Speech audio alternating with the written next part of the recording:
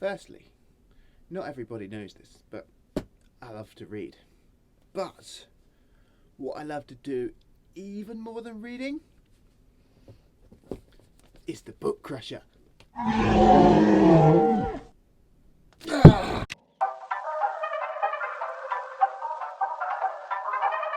Anyway, you could crush books, you can crush a sandbag, you can crush a lamp, you can crush a chair, you can crush a gym mat, you can crush a child's bike,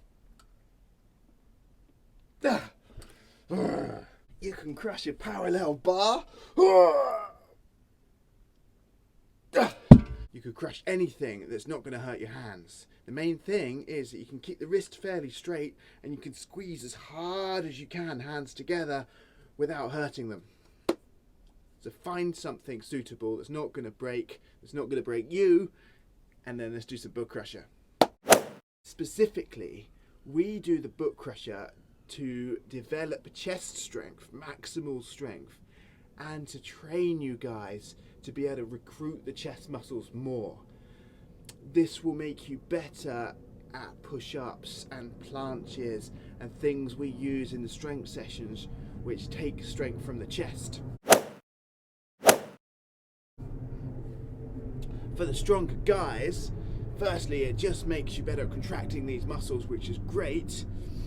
And then if you're doing a push-up, which would be too easy afterwards, it's like a superset. Sometimes you would do strength work on the book crusher and then straight in, and your push-ups are slightly harder afterwards as you've already been working your chest muscles. For the guys or girls who aren't much good at push-ups or haven't got good mechanics, these are another way of just training you to contract from the chest and not from the shoulders. So your pressing will be like this, using the big muscles in here, not like this, just trying to use too much of the shoulder. So one of the real benefits of overcoming isometrics are that you squeeze as hard as you can for an extended period of time in one position. So whereas if I was doing some push-ups, I might be able to get a bit of work in these muscle fibers, but I'm only at the point which is the hardest very briefly. With the isometric, I actually stay in that point for a long time, and then the nervous system has got much longer to actually recruit more of the muscle fibers in that position. So if you combine isometrics with traditional training, you might find you get even faster strength gains. Because you need no equipment except for something to crush. These are great if you want to maintain your maximal strength at home. If you don't know how to use body weight to get enough strength, pair some book crusher with your push-ups, something like that, and you'll keep your strength much higher. You can do these kneeling, you can do them standing, you can do them wherever you feel strong. So we want the head back, we want the shoulders back, we want the chest up big time. From there, we bring the hands just off the chest, and then we begin the squeeze. If you're too close, the upper arm won't be in the right angle and you won't get as much chest work. So deep breath in, expand the chest, head back, and then books just off the chest, squeeze like mad. Some of you, same technique, wide sumo stance, mini power squat, big chest, head back, squeeze. Now I want to feel pulses of strength coming from that chest. Increase every second, increase, little breaths, increase. Feel that chest go mad, hard as you can. Imagine the hands touching each other. Imagine pulses of energy going through those books each time. Imagine your hands going through the books, touching each other. Imagine the upper arms getting closer together towards each other. You picture that chest muscle, picture it contracting. You feel almost a cramp right across your chest. In a good way, I hope.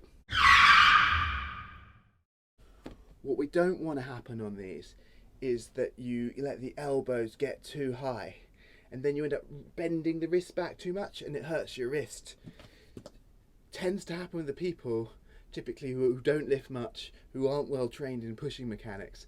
So they get a bit too shouldery, elbows get too high, just like their poor push-ups, and then you're just going to crush those hands together. So if that's you and it seems heavy, just use maybe one book and make sure that the elbow is not higher than the hand, just a bit lower, and then not too close to your chest, but actually off the chest a fair amount, and then we're squeezing together. And we're going to feel the work right through here. It doesn't work unless you take it seriously. Squeeze the hell out of the books. Make those muscles contract, or it's just wasting your time. This is easy. The book should shake, because as your brain recruits different muscle fibers really quickly, you're going hard as you can, those muscles should start twitching.